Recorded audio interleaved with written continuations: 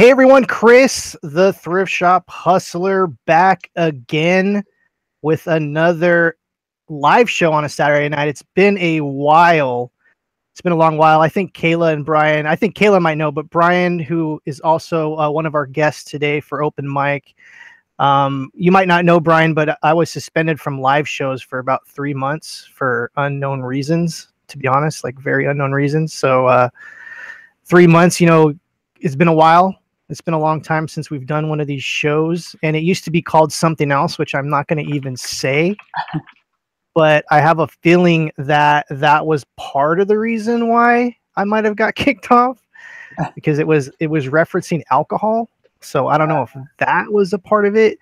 But anyways, I just want to say what's up to the people in chat. We have Paisley Bradley, of course, Mighty Mushroom, Oh Shiny, Stephanie's Threads, Lou Hustlers, and I think I'm going to give Corey the wrench too. Corey, you are now a moderator for the chat, and you are welcome to jump in at any time. So let's just start this right off. Brian, how you doing? You're new to live shows, that's correct? I am, yeah. I'm new to all of it, honestly. I'm new to YouTube. I'm new to live shows. I just started reselling full time 2 months ago. So, well, right on, right on. Yeah. And you said you just started it. I'm gonna get your link. So after the show, people that are watching this on the back end, I'll put Brian's link to his channel down below so that you guys can check that out. But let's take care of a little bit of business now. We have some people filing in. The chat room is starting to bump, so that is really awesome. I want to thank everyone for coming tonight. I know it's a little late for the East Coast peeps, and I definitely appreciate your support. What this show is about, for anyone that's new to kind of open mic, we call it now Reseller Open Mic, is I'll drop a link in the chat room in a few minutes, and anyone that has a mic and a video camera are definitely welcome to come in, and we'll chat you up and we'll talk about anything you want to talk about. I'm trying not to be that conservative about the topics, but I want to try to keep it at least around reselling. But life is crazy, and we might talk about veganism, right, Brian? Or we might go down that kind of road or something like that. So I guess we can just start off with the elephant in the room, and Corey's here. Speaking of, I don't mean like Corey's the elephant in the room. Ouch. Oh, Corey, let me give you a second here. I think Corey, say something to make sure that your audio is working correctly. Yeehaw! I think your audio is working correctly. So anyways, YouTube basically took the rights to take my live show off in October. And Corey, you were doing an amazing job picking up the reins and doing your own little live show, open kind of mic, open forum show. That was really cool. So those that don't know about Corey's channel, I'm going to also leave the link down below, as he's got super awesome hair tonight. His hair is on fleek, as the kids call it. I don't even know what the hell that means. What is a fleek? I don't know. It's probably something really bad. Anyway, so YouTube pretty much gave me the gift of having live streams back. They actually gave me a community strike, which was nice, and they actually took that community strike away, which was which is surprising to me, because I thought for sure they were going to keep that on there, because they really didn't specify exactly what the grounds for suspension were for 3 months. So we're going to do brief introductions. Brian, you want to do a quick introduction? Yeah, sure. I'm Brian. I go by the Vegan Flipper on YouTube. I have been in the game for a couple months now. I live on the East Coast, so it is getting late here. But yeah, that's about it. It's the general synopsis. General synopsis. Already with the crazy verbiage. Kayla, quick introduction. Hi, I am Kayla with Hazel Hearts Vintage. I sell vintage and other things. That's right. Corey? My name is Ham. Corey is ham, not the Corey Is a ham, not Corey ham. Ham. But- I am yes. Corey, and I sell stuff on the internet. And some people think I'm good at it, and that's cool. Some people, he says. You can find me on Instagram at a mighty mushroom. That's a mighty mushroom, or on eBay at a mighty mushroom, and check out all the cool stuff I have for sale and buy some. Yeah, so what I'll do is, if you guys are watching this on the back end, I'll leave links to everyone's channel below. Krillin is already dropping some dough. I thought that said "What's up, hot dog" for a second there, but I need to pop out the chat for a second. Corey needs to pop out the chat. He's probably got to go and pop. I gotta do a fashion show for Krillin. He's got to do a fashion show for Krillin. I don't know what the heck that means. I don't know if there's some bromance brewing behind the scenes. My only bro. Is that the shirt you ordered? No, he sent me this one for free. This is the old school. Oh, that's amazing. Corey, do you want to talk about that? Rob, his name is Krillin, some random string of numbers, and he lurks on all the internet channels. So I challenged him to come to the surface, and he has. And he actually has a really pretty broad knowledge about clothing, and I ordered a little package from him, and he sent me a vintage piece in an incredible, really good quality, in exceptional condition, and then he sent me this shirt for free, which is pretty cool. Oh, we So also my apologies for interrupting. We also have King of Thrift in the chat. King of Thrift, everyone else, I actually posted a link to this hangout, so if you guys want to jump in. King of Thrift, we were talking, and I'm going to be doing an interview at some point with him. If you're not following him on YouTube, go and check him out. He's got some really cool stuff. I would say King of Thrift is he's more into like shoes and clothing and things like that, because I see there's honestly in the reseller community, there's literally like this really fine line. Like there's a lot of people that are mostly clothing sellers, and then there's a lot of people that are like hardcore hard goods sellers like myself. And so, there are people that, mesh in the gray area. Brian, what would you say you focus your stuff on? I would say I'm in that gray area. I tend to do the majority of my items in clothing for storage purposes. However, the first thing I look at when I go in anywhere is hard goods. That's what catches my eye. So I tend to have a better knowledge of hard goods, but the majority of my items are currently men's clothing. Oh, right on, right on. We also have Parrot Head Picker in the house. How you doing, man? If you want to jump on in, the link is above. So Brian, when you get into a thrift store and you say the first thing you do is look for hard goods, what exactly are you looking for? So I go for anything electronics. I watch Craigslist Hunter a lot. He's got dropping some electronics bombs all the time, so I'm always keeping a lookout for stuff he mentions. Video games, anything video game related. It's easy to pull comps on that if you don't know it ahead of time. So those are, but then anything typically that just looks unique and looks like it could be worth money, honestly. So I don't have like a special area of expertise. It's just a little bit of everything. Right on, right on. Yeah, I've been reselling for many years, and when I go into a thrift store, I usually look for the hard goods first. I'm not really a clothing seller by any stretch of the imagination, though I do look for concert shirts and kind of old t-shirts and hats and things like that. I don't know anything about pants. I don't know anything about jackets and shirts and Hawaiian shirts and all that kind of stuff. Yeah, my clothing, I usually tend to stay towards men's stuff because I know it, but then honestly, shirts, dress shirts, polos, t-shirts, that's the majority of what I look for. Right on, right on. And we have the Mighty Mushroom. Corey, what are some of the things that, I mean, first off, are you clothing, hard goods, or like in the middle somewhere? I'm a haberdasher of all sorts. I sell 30% of my inventory is clothing, and so here's the thing with clothing: pants are expensive, and that's a motto that you can bring with you to other parts of life too. shirts are cheap. There's a lot of shirts out there. No, 30% of my inventory is fashion, and that's mostly like pop or vintage. So like whatever the kids like, and then like, you know, the solid vintage choices.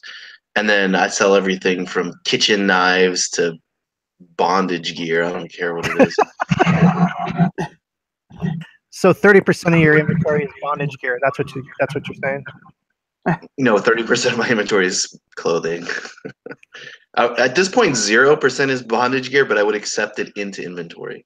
So there you go. You can fill out. You can email Corey if you have extra bondage gear that you're looking to get rid of. I've sold a couple whips. There you go. Exactly. I mean, rope is rope. You know what I'm saying? I don't think I've ever seen that kind of stuff out and about, but I guess you guys, or Corey, you go to a lot of estate sales, so I'm sure you see kind of stuff like that. They kind of brush that stuff off. I mean, I have found dildos before, but you know, that wasn't that many times. Found a dildo in a shoe one time, which is kind of gross. I tend to find that kind of stuff more at storage units. Yes. Oh yeah. So I buy storage porny. units too. Oh. Almost everyone's got something like that in it. Yeah, storage units are usually a treasure trove of garbage from the videos that I've watched over the years. I've never done a storage unit before. It takes a lot more manpower. Yeah, it takes a lot of manpower. It takes a lot of time, and if you're willing to sort through the crap, you can find some amazing things. I don't know if you saw Wade's Ventures. He did a storage auction in Beaverton, Oregon, and he found hundreds of vintage Nike pieces from the 80s, which he bought for obviously pennies on the dollar.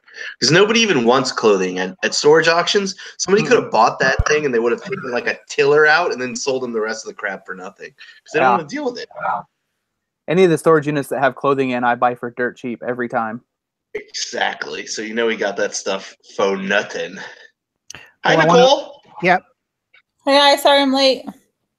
I wanted to give a very warm welcome and salutations to Miss Nicole State. How you doing, Nicole? I'm awesome. I'm looking at everyone here I love so much.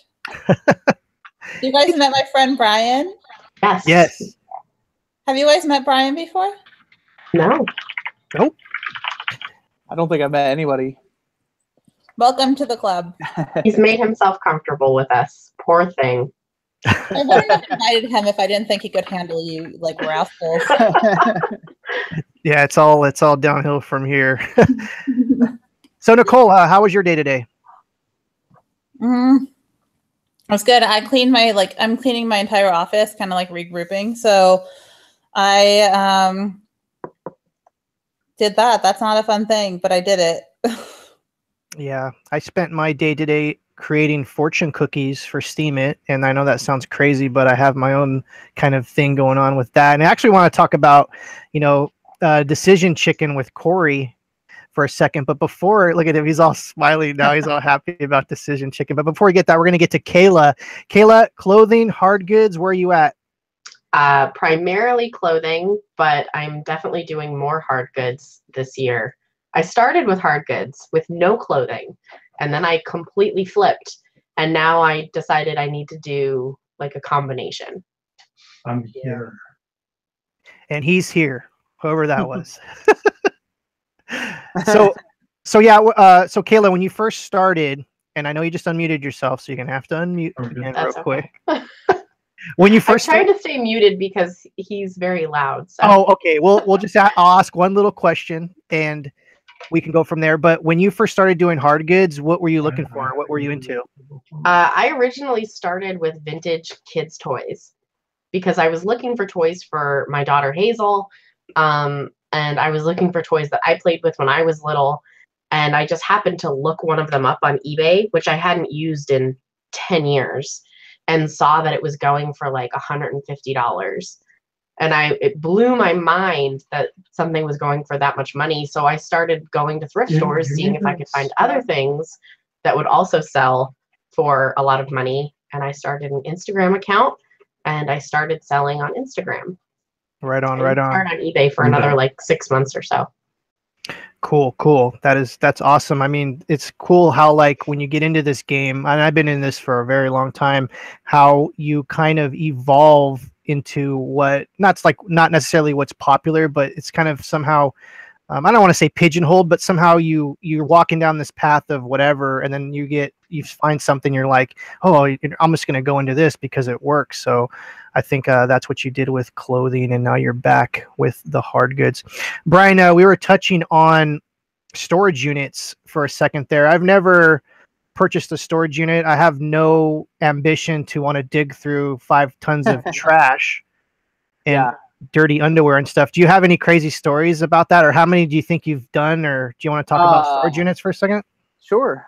I don't have anything super crazy because I use a website, so I don't do the live bidding like the shows. I only do it online. So I get to see 3 or 4 pictures before I pick one. So I tend to stick towards conservative lockers. That I guess I do have one crazy story. I got a little ambitious. So I was driving a little hatchback, and I decided to buy 2 different units. They were same day, same storage facility. So I bought like a 5 by 10 maybe, nothing major, but it was filled to the top. But it was all like household stuff, like an antique sofa that I sold, dressers, a fridge, stuff like that. And then I bought another one because nobody had bid on it, so it was $10, and I didn't look at it. I just looked at the pictures quick. I get there, and it's a 20 by 30 unit, and it's 90% trash. So I made my money back out of it, but it took me 3 extra days to clean it up because it was so big. And I was transporting everything in a hatchback back and forth. At one point, I've learned that I've got away from that hatchback, but I learned I can fit anything that fits in my apartment in or on that hatchback. I had a full washer and dryer set inside it at one point. Oh my goodness. Yeah. So, do you think like if someone's going to get into storage units, like maybe renting like a moving truck or something like that might be a good idea? I would very highly suggest having your own deal with a storage unit, like rent one out yourself and make sure it's a company who will let you use their truck. That would be the best possible strategy to not have to pay for one every month. But yeah, I mean, even a pickup truck would have saved tons of time. But yeah, it's one of those games that if you don't have a truck or a warehouse, you're going to be doing extra labor one way or the other, whether it's transporting it or trying to find a way to store it. It's definitely a lot more work than just going to a thrift store and only picking good stuff. Yeah, can I butt in for a second? Absolutely. I really want him to tell this story about this. He did not win this storage locker, but he shared it with me. And it was like a sports store went out of business. Yeah. So my friend texted me and said, hey, check this out. So I went to the website and I started looking at pictures, and it was, I think the description said it was over 400 pieces of new with tags clothes. There was all kinds of artwork. There were shoes, but it was basically a golf store that had gone out of business. And they were selling the racks that the clothes came on, pretty much everything, split into 2 lots. One of them was all the clothes, all the hats, all the shoes, all the accessories. And the other one was all the major fixtures. But it was, I mean, it only went for $1,000 for at least 600 pieces, if not more. But for that to have worked out, that's a warehouse only type thing. But yeah, that was a crazy deal. It was just randomly somebody was like, hey, check this out. And I looked it up, and it was like that night is when it was ending. But it was one of those, I've never seen an auction that big. Everything was brand new with tags. Man, that's like an Amazon dream come true, all the new tag stuff. But it was an hour drive, so that factored into how much I was willing to pay to go pick it up. Yeah, that's a little, like, even for me, I mean, I'm in Southern California, and an hour drive is like 5 years. I don't want to drive that far.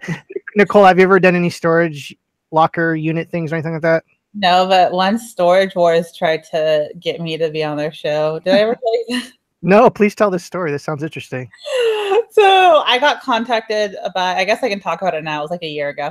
Storage Wars reached out to me and was like, hey, like, we would love to have like you and Joe on the show. And we did all this like testing for it and everything. Like, so like, the weird thing about that is like we don't. I was like, we've never bought a storage locker in our life, you know? And they're like, yeah, that doesn't. It's TV. Like doesn't matter. So wait, how long ago was this? I think a year ago, maybe. And say that again. They wanted you to be on the show and do what? To be like a part, like like Joe and I would be buying storage auctions or whatever. I heard through people that do this full time that Storage Wars ruined the industry. Yeah, because so many people show up now and they don't know what they're doing, and we obviously didn't make it on the show at the end of the day or whatever. I'm like glad we didn't, but I just thought it was hilarious that show is that fake that they were like going to put us on it or willing to put us on it. I would like to add some commentary into that concept that the Thrift Shop Hustler just posited there. I think that it actually didn't do much at all. Mostly people came to storage auctions and made it a pain in the ass because they were just standing there watching, but not a ton of people entered the market permanently. And that washout where like it got rid of people who weren't really dedicated to doing it. So because of this like new competition. So I think it's actually better now. Brian, did you have anything to touch on that? Oh, the only thing I would say that did make it worse is that now on the like little auctions where nobody was at, you'll get like one extra person that wasn't even looking at that place before. So your prices will go up a little bit. But I mean, in the long run, I agree with everything you're saying. I mean, for that like year that it was popular, it was overabundant in people. But I mean, now you might pay a little bit extra, but overall it's about the same. Right. I think it's calmed down. Now I don't watch TV, but I work in the TV industry, so that's kind of funny. But anyways, I don't watch TV. Is that show still on the air? I don't either, so I don't know. Nice. I love people that don't watch TV because it's such a waste of time. I mean, I love entertainment and I love TV shows and everything, but I'd rather be trying to make money for my family. Yeah. I'll watch it in the background while I'm... Or at least gain knowledge about something. At least those shows, you might learn one thing about something. You might learn about uranium glass or urethra sticks or heat. I learned about chicken glasses. I learned about chicken glasses, which I feel is a good segue. You see? There you go. You watched an hour of television to learn one thing. With the same time on the internet, you could probably learn about the history of an entire country. Yeah, well, definitely. But I mean, chicken glasses are really fucking cool, though. What's chicken glasses? I don't know what that is. So back in, I want to say like the 30s, 40s, 50s, farmers would buy these little tiny red glasses that you would put in the nose of the chicken, and it would cover their eyes, and it would prevent them from seeing the shock of the blood from other chickens being killed, which would make them like freak out. So if they had this like red glasses on all the time, they became immune to it, and it didn't freak them out. But it's a real thing, and if you look them up, they actually sell for a decent amount of money.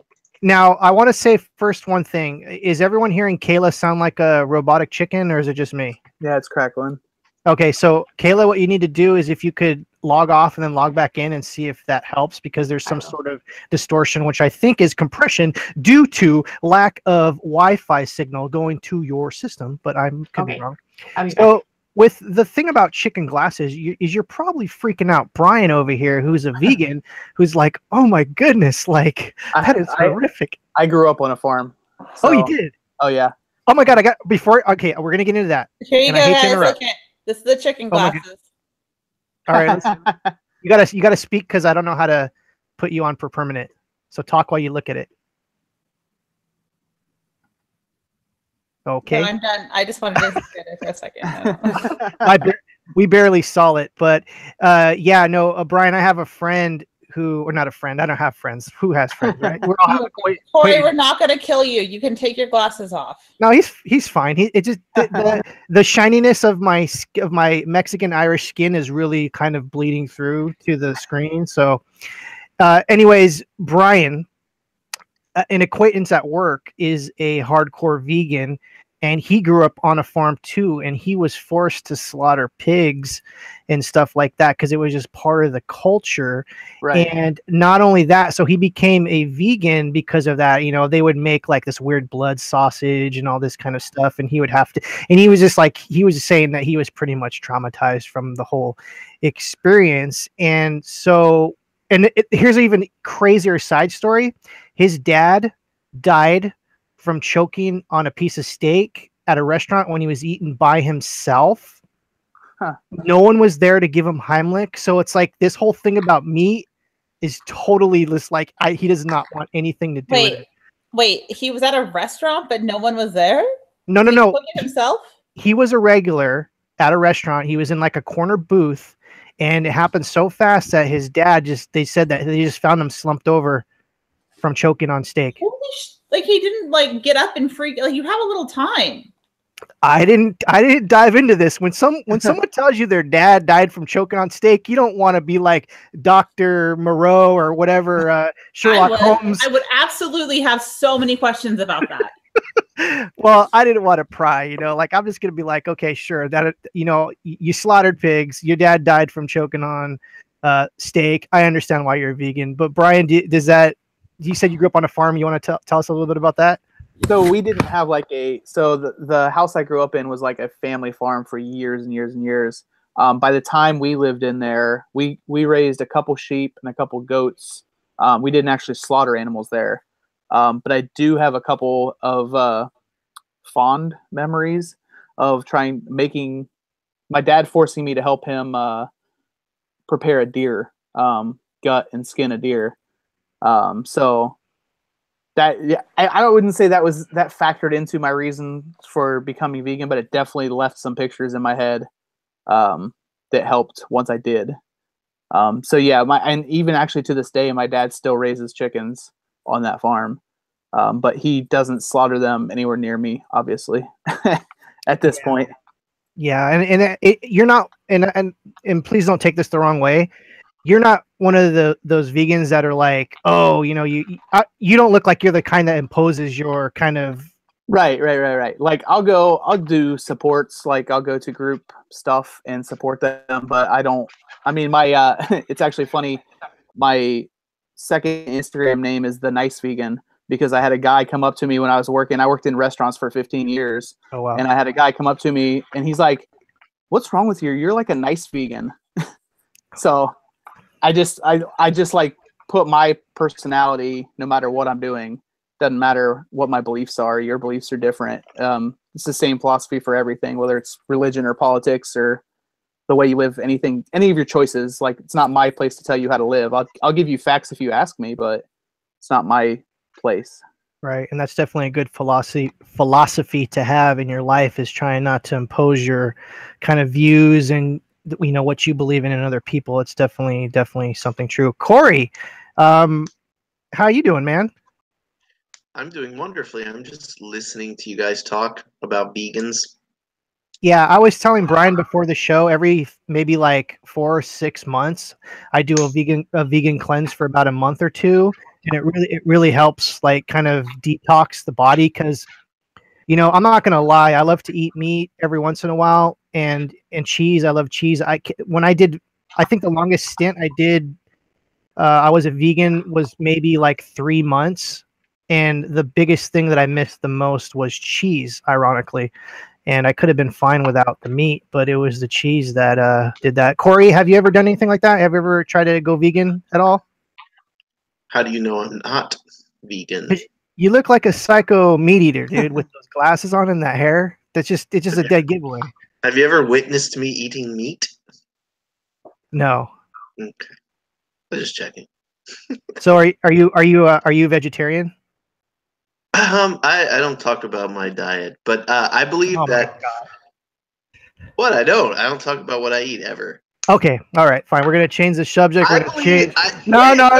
Your game is over. You already lost that game. You already lost that hand. I'm gonna say that it's probably better for your health if you understand how your body works and you eat foods that go along with how your body functions.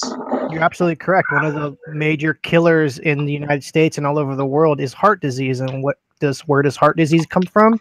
Eating red meat for the most part, right? So I think there's a lot of controversy about actually what causes heart disease, and like sometimes it's weird. Like health works in a much different way than we think, and you know, the overconsumption of like complex carbohydrates and simple sugars and that kind of thing might also have a giant effect on that, like the way that plaques are formed and all that kind of stuff. So I don't know. There's two different ways that your body, I guess, kind of makes energy. One is from glucose, and you can break down just about anything into the constituents that make up glucose, or you can like use like this ketogenic sort of thing that, and your body is always going back and forth between these two things. So I don't know. I think you'll see modern diets that have a lot to do with like fighting those two things. But the vegan diet is, it seems like it's very hard to maintain a high caloric intake and a high fat ratio without having, you know, digestive issues. I'll shut up now. yeah, I have no idea about all that stuff. But anyways, let's get into the chat. Reseller saying that she was vegan for 3 years and was part of the PETA street team. You know, the thing is with PETA, they almost remind me of Jehovah's Witnesses here in Southern California. They will literally go to your house, knock on your door, and you're literally shutting the blinds, like running to the garage because you just don't want anything to do with them. Also, if you knock on my door and you're not bringing me mail, I probably don't want to talk to you. yeah, that whole marketing thing was totally 1950s, right? The door-to-door vacuum salesman. That's dead, right? I did that in college. I sold Thermax vacuum cleaners. You probably never even heard of Thermax. They're giant water bongs. So instead of a bag, it uses water as a filter. It's just a giant gurgling bong that cleans your house. Okay, the funniest thing is I could totally see you as a vacuum door-to-door salesman. Can you imagine? No, like, I would could. just go like smoke a giant blunt and then go like try to sell people vacuums. Oh my god! I sold windows door to door. Really? How do you wait? That's serious. Yeah, so I worked for a company that they told us how to look at the windows, and anyone that you could tell was leaking a seal, you'd go knock on that door and try and sell them new windows, and point it out to them, and be like, "Hey, look, you're gonna let in all the cold air in the winter. You need to buy new windows now." You have a southern accent. Where are you from, Brian? Do I? I am from Ohio. Interesting. Okay, so Midwest. You don't have a Midwestern accent. I was gonna say that's definitely not a southern accent. I don't know why. I have no family. Tinge to it. So Brian, you sold windows door to door. How long did that last? Like 2 months. Did not last long at all.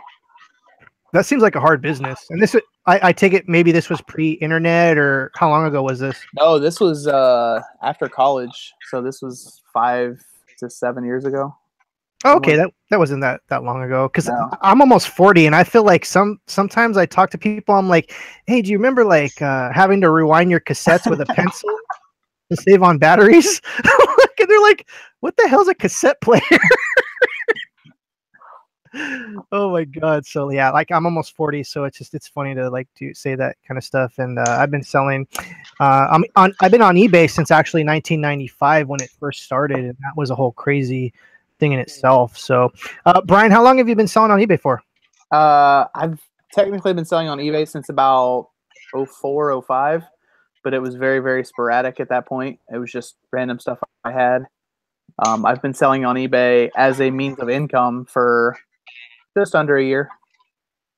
Yeah, I feel like that's sometimes the best way to get started is going through your house and kind of selling stuff that you have around the house, because you kind of get used to it. Is that what you did when you first started?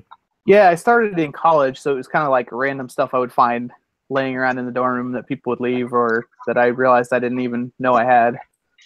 Yeah, there's got to be some weird side hustle with college stuff. Was there people that would leave things when they moved out, or was there any kind of weird arbitrage in college? You could. I didn't personally like specifically look for it for that reason, but I mean, I was an RA on one of my floors, and every year at the end of the year, people just leave trash everywhere that is not necessarily trash. They'll fill up the dumpsters with stuff that they just don't want to transport back to their house that you could easily pick up. Right. That just reminds me of dumpster divers. Have you guys seen I'm subscribed to Treasure Hustlers, and I'm surprised they're actually not in the chat today. They're usually in Corey's chat, dedicated, like hardcore fans of Corey. So that's a whole other thing. I've never done that. I mean, when I was a kid, I used to do that, but I mean, have you guys, anyone on the panel here, have anyone been dumpster diving for resale? Kayla says no. Brian says Nicole yes. has. Nicole, we're going to get to you, Brian, in a second. Nicole, do you want to tell your dumpster diving story? Yes, I went with my best friend, Trish. And she's like the love of my life, basically, and hilarious. And it was a very fun day. And I wish that... Say that again. I missed the name. Her name is Trish. Oh, I thought you said something else. Okay. No, so we just went out for the day. We dumpster dived. And we found the best things we found were a bunch of books at Powell's bookstore, which was actually super disappointing. So Powell's is like the biggest independent bookstore in the US. It's like this huge whole city block bookstore, but they have some like smaller locations too. So we went to one of the smaller locations and we found so many books in their trash. Cool. Now, what did you do with them? Did you end up reselling them, or what did you do? Did you just... We brought them home, and I think she took some of them, and I took some of them. I never resold them, but people could have. Like, I don't know. It was just more fun that we went out and like saw what we could find. I didn't really find anything necessarily that I wanted to resell, but it was fun. Yeah, you actually. So was it like every time you want free toilet paper, you just go to Powell's? Oh my God! Have you ever, Corey? Listen to yourself. You were saying you would wipe your arse with book paper. If it was soft enough. There was no such thing as soft book paper. Oh, I don't agree. There you go. There's a market for you. There's a new market to get into. It's creating books that you can, after you're done reading them, you could use them as toilet paper. No, you have like a book. You have an emergency book. So like everybody reads on the toilet, but you have one emergency secret book that has some secret toilet paper like as pages. So like you're reading that book and you're like, damn, I'm out of toilet paper. Oh, I remember there's some secret pages. Oh my goodness. So before we get into Brian, you said you had some dumpster diving stories?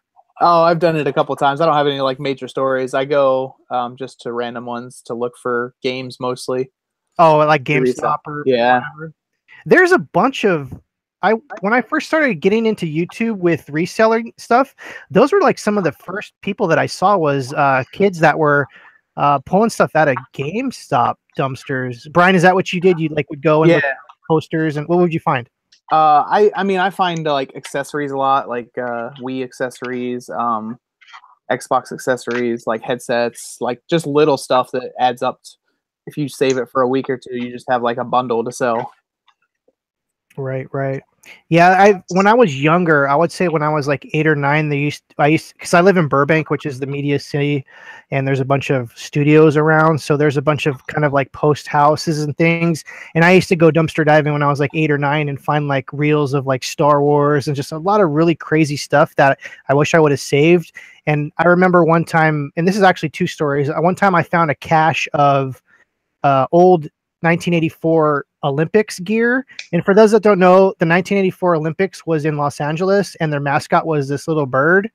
And there was so much memorabilia in this one trash can. And I remember like bringing it home, and I don't even remember what I did with it, but it was like today, I probably could have resold that. But the craziest thing I ever found was in that same trash can, I found like cases and cases of wine from the 60s and 70s. And I remember like wheeling like my just a bike with like wheels of whatever, but like cases of wine in my house, and being like 8 or 9, and my parents being like, what the hell is all this stuff? And I'm like, it's worth something. It's from the 60s. It's from the 70s. And I remember like my dad like opening up one, and all the corks were like disintegrating inside them. So the wine, you couldn't really, it was old and everything. I think that's why they threw it away. But that's like literally the only trash can stories, dumpster diving stories I got. Does my mic sound better now or no? Yes. It does? Okay. Yeah. So I forgot, I've never personally been dumpster diving, but growing up, and I've kind of told some of these stories before, but growing up, me and my dad used to drive around on garbage day or the night before, and we would go picking through the garbage for treasures. Because my dad started me out as a picker, a vintage picker. So he was really into furniture and refinishing furniture. So a lot of what we would look for is that. But he found a Tiffany lamp in the garbage, like a legit Tiffany lamp. We found a box about, smaller than a shoebox, full of silver coins, real silver. We found so much cash. I can't even tell you, hundreds and hundreds of dollars in dollar bills and coins. And I think I've told the table story before. Yeah, the table story. A lot of people might have heard the table story or not have heard the table story. But let's back up for a second. We're gonna dive into that in just a second. How the hell do you find cash in a garbage can, in a trash can? Well, so most of what we were doing, it wasn't like in garbage cans. This was like on bulk garbage day, which in New Jersey was like every Monday. There was like a bulk garbage pickup. So it's not like we were digging through trash bags.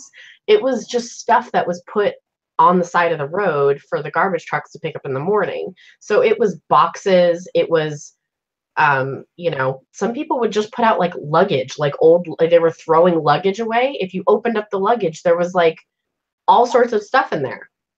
So my dad, this is what we would do every, other week whenever they put this stuff out, is we'd just drive around different towns and we'd get out and then we'd walk for a few blocks and see what people had put out. Okay, so Paisley Bradley wants to hear the table story. I've heard this table story. I think Nicole and Corey have heard this table story. Brian, have you heard the table story? I don't believe so. Okay, Kayla. I'll tell the truncated version of it. But basically, like I said, my dad and I would go out every couple of weeks to do this. We were doing it on one day. We're driving around town and we see this beautiful old, like farmhouse, like enamel topped kitchen table sitting on the side of the road. What do they call that little strip of grass, like in between the sidewalk and the street? There's a name for it. Is there really? There is. I forget what it's called, but that's where this table is sitting. The Merkin. That's what it's called. The what? The Merkin. That is not what it's called. It probably is. Corey's got some crazy knowledge. Like, he's a weirdo when it comes to Thrifty Bitch says the median. So you guys know exactly what I mean. So we drive by and we see it and we're like, no, can't be. This thing is like gorgeous. It's like red enamel. It's trimmed. It's beautiful. And it has like a bowl sitting on top of it. And that's it. There's nothing else. Nobody's around. We get out. We put it in the truck. We drive home. So at this point, the truck is full because this table is, it's a full-size kitchen table. So we bring it home and we unload it and we decide we're going to go back to that same neighborhood, which is like 2 towns away. And we're going to look around some more and see what else people have put out. So it's maybe like 30, 40 minutes later by the time we get back out. It's dusk at this point. And there's cop cars now outside of this house. And there's police officers standing outside right where this table would have been. And there's also 2 people standing out there. And we kind of park our car a little bit down the way, and it's summer. So me and my dad go for a little walk just to kind of see what's going on. And we overhear them talking about the table, something the table. It was the table. It was right here, and the table. And my dad is a very friendly guy. And he's like, "Hey, officer, how's it going? What's going on in town here?" And we kind of get the quick version of it is that someone had brought their kitchen table outside to have dinner. It was a nice summer night, and they decided to have their spaghetti dinner outside, literally like almost in the road. This is what they were going to do. And they went back inside to finish getting their bread and their spaghetti, and they came back out and their table was gone. I love this story. It's so crazy. They're like, did you guys see any? Did you hear? We're like, no, we just went out for a father-daughter walk on this beautiful summer evening, but by golly, officer, we sure didn't see a darn thing. Because what are we going to do at that point? Right. You're like, let me go run and get the table back for you. So we just kind of we're like, oh, that's, wow, that's terrible. We'll let you know if we see like a wandering table just hanging out. And my dad still has that table to this day. And I'm so sorry to those people whose table we apparently stole. But at the same time, maybe don't put your table in the street on garbage day. Like, not to victim blame, but maybe not the best place for your kitchen table on garbage night. So, Kayla, you have homework. Next time you visit your father, will you please take a picture of this table and post it on Instagram and tag us on it? Yes, absolutely. I will. It's a very expensive table, too. It's probably like, if you were to resell it in good condition, it's probably like $400 or $500. Wow. Okay, we're gonna do I love that story. We're gonna do a round robin real quick. Brian, have you found anything crazy this year so far in 2018? Oh, no, nothing ridiculous yet so far. Anything in 2017? Like something that was really crazy? Like you're like, it doesn't have to necessarily be something of high value, but something maybe you thought was interesting. I know in 2017 I sold some diapers out of a storage unit.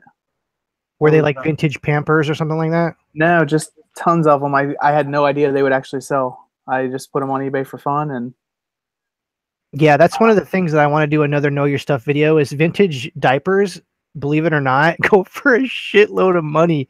And those are like material, right? Instead of yeah, I don't remember what exactly they're made of. They don't have to be like fabric ones or anything. We're not talking like old diapers, like 80s and 90s Pampers and Loves and all those. Some of them literally go for $600, $700, $800 or more. This is definitely up Kayla's alley. And as a matter of fact, she was telling me about like brand new granny panties or something like that at estate sales that are worth a good amount of money. You want to talk about that real quick? Oh yeah, especially nylon, for instance. Any nylon vintage panties. And now in this instance, we are talking about like 50s, 60s, maybe a little 70s. That type of era sell really well. They have like the pretty like gusset on them. So we say granny panties, but really these are kind of nice. They're not the typical like cotton up to your neckline. These are kind of nice looking. Colored ones, if they're sheer or if they have embroidery, they're very kind of a pin-up-y style almost. And some of those go for hundreds of dollars also. But the nylon is the important part there. That particular feel and look are what people are looking for. Yeah, I so remember don't pass up the panties. Yeah, I remember you talking about that one time, and I just wanted to bring that up. Corey, I had to mute you because you had some audio anomalies going on in your. Yeah, it was my sex bot.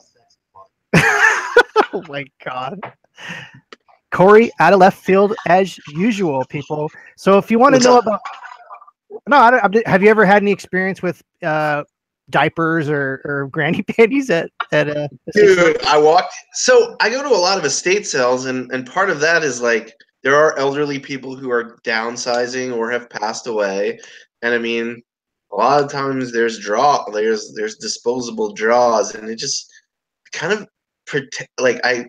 I generally pretend they don't exist because I don't want to even think about like why they exist. You know, like for me, they're just like something that's there, like a stone in a river. I don't want to fucking look at it. I see more diapers, like adult diapers, at the bins, and most things. Like still in the package, like not like gross or anything. Or like, you know, they're all brand new, but I see them almost every time I go. Absolutely. Yeah. And we have treasure hustlers in the chat finally. Welcome, ladies. We were just talking about dumpster diving, and I actually got sidetracked, and I think that's a little bit of the alcohol kicking in. So we were round robining about some of our good pickups this year, or maybe last year. Kayla, do you have any things that like home runs or anything that you found? This year, I mean, we're only a couple weeks into this year. Okay, maybe that was just that was really of a stupid question to ask. So maybe last year, was there anything that you found interesting? Oh man, that's a hard question. I found so at this digger sale that I went to, and those are like the best estate sales to go to, where you've got to go dig through boxes and everything's just kind of piled up. It was like fill a box for $5 or something crazy like that. And so I found a lot of good stuff, but the one thing that I picked out that I was really excited about was a 1950s Smokey the Bear poster. Oh my God, I love Smokey the Bear. And it was from 1956, and it was pristine, and it had all these little cute woodland creatures on it, and all the phrases, you know, and it was amazing. And I knew it was good, but I didn't know how good it was. Sorry, And I hate to interrupt, but your man did a little shimmy as he got up and walked out, and it was straight up hilarious. He's such an attention whore. He can't stand the fact that someone else has the spotlight. Oh goodness. So it was super cute, and I must have paid 5 cents for it because it was just in this huge box of stuff. And then I sold it within like 12 hours for almost $300. Awesome. So that was just one like super exciting thing that I sold. Very cool. Corey, anything? Yeah, if you click on my name, I'm gonna share an object with you guys, a very special object that I found in the last just couple of weeks. Now, you're talking to up? me to lock your screen? Is that Yeah, what lock it in and I'll Okay. screen share. There you go. this. You're locked, dude. Perfect. All right, let's screen share, screen share, screen share. All right. Wow. This is an 18-ounce sterling silver box made by the Shreve Company. The Shreve Company is based out of San Francisco, but they also had I think they were in Paris and like, you know, some other city. This box was given to the benefactress or the benefactors of the launch of a merchant marine ship called the SS Tabitha Brown, and it was named after this woman's great-grandmother. You can see this is from 1942.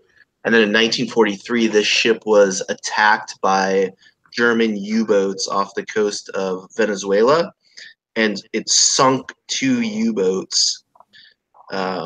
And this is the flag that came off of the boat when it came back. You know, they have like a sealed flag.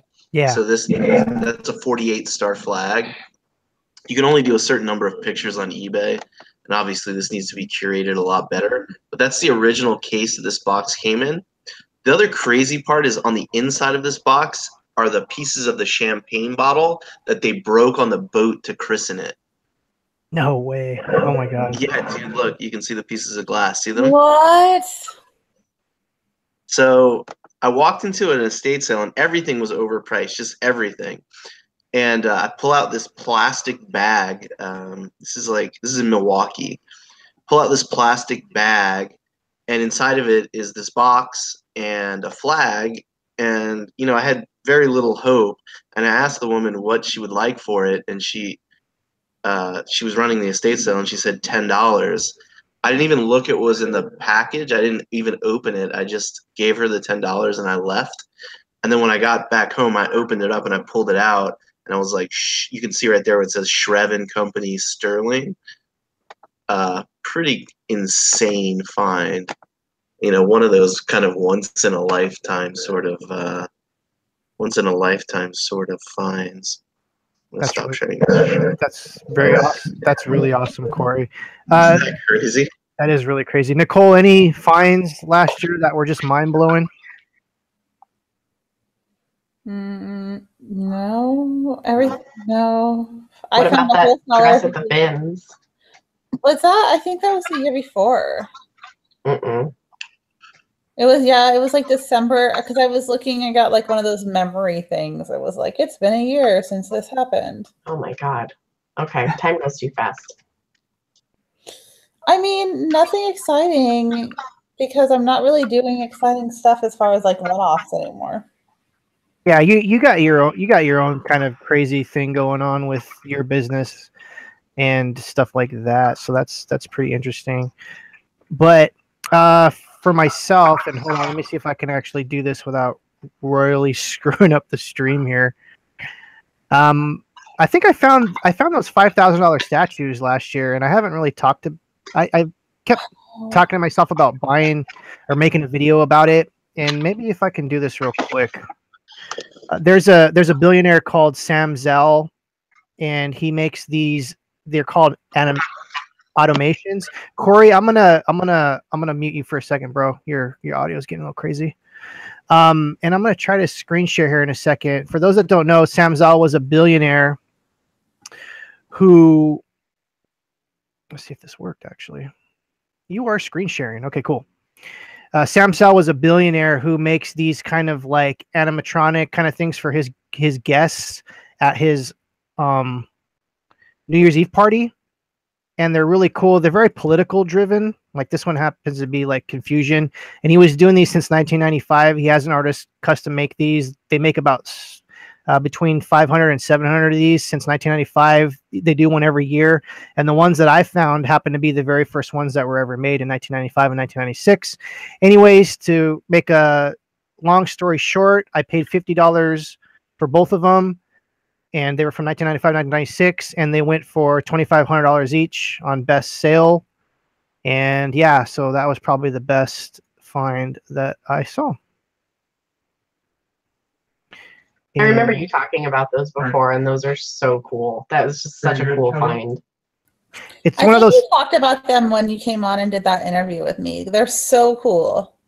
Yeah, it was a really crazy find. And it was one of those things where A, I didn't know anything about them, and B, like I was at the thrift shop, and it was, I think I talked about this before, like I think Jay Leno like donated a bunch of stuff from the Tonight Show because I'm in Burbank, and this was part of that donation that I think, because there was a lot of stuff signed to him and a lot of weird stuff like that. But anyways, I think those might have been his, but I didn't say that in the eBay auction because I couldn't prove it. But anyways, Sam Zell, definitely look out for those. They are out there. You can find them every once in a while, that stuff. So yeah. Anyways, we are coming up on 10 o'clock, which is kind of closing time for here for Reseller open mic, I guess we're calling it now. Brian, thank you for coming, man. Do you have any last thoughts, words, anything you want to say? Oh, no, this was fun, man. I enjoyed it. I will definitely keep an eye on these now that you're unprohibited again. Yeah, we'll see how long that lasts, right? And I want to mention one thing. I don't know exactly what happened, but I'm gonna say to out there, if there was a hater out there that was involved in that somehow, you helped me grow so much, and it was a detriment to your negativity that I was able to take those 3 months, create amazing content, and show everyone that no one's gonna put me down. All right. Kayla, any last words? No, not really. But I'm glad you're back. This is fun. Yay. And I love having a chance to hang out with like you people in the chat, and you guys are just great. So I'm glad you're back, but I am glad that it made you make different content and some of the funniest content that the reseller community has. So neener to the haters. That's right. Corey? But am I supposed to say something here? It's lovely to see you back, my friend. You kind of, I think you originated this format in a way that was accessible, so I really like that. It's good to have you back doing it. So you're going to continue to do it every Saturday night at 9? No, we'll see. I'll play it by ear every week. It's not going to be like, oh, here's Saturday night. It's 9:00. It's freaking time for open mic. No, it's going to be like, it's Saturday. Do I have anything going on? Okay, sure, we'll do a show. How about that? Okay, that's good. That's good. Awesome, man. Well, welcome back, and I'm glad everything got worked out for you. Yeah, it was awesome. Nicole? I'm just super happy that you're back, and I wanted to let everyone know that you're going to be on my channel this week. So that's exciting to me. We're going to do an interview Wednesday or Thursday, depending how our week goes. And thanks for having me. Awesome. You guys are really great. This community as resellers is really great. I know there's a lot of drama and there's a lot of this and that, but for the most part, we're all individuals here. We're on our own paths and we're just trying to, you know, provide for our families, and we're trying to just do that and that. And everyone in the community is amazing. They're doing their own thing. So I definitely appreciate everyone in the chat. We're back. I'm back. Everyone's back. Shady's back, whatever it is. Anyways, guys, Saturday night, tomorrow, Sunday. I wish everyone an amazing Sunday. Click the like button. Subscribe if you're not subscribed already. And we'll see you guys on the other side. Good night, everyone. The other side. I'm actually going to continue this feat. I'm going to continue talking randomly and listing some stuff on eBay on my channel here in just a second. So if anybody has the desire to watch me talk more. There you go, because the alcohol's barely kicking in, so I'm definitely going to go jump into Corey's camera for sure. That's the one that no one watches, so we get wild. Resellers after dark. That's right. All right, guys. Good night.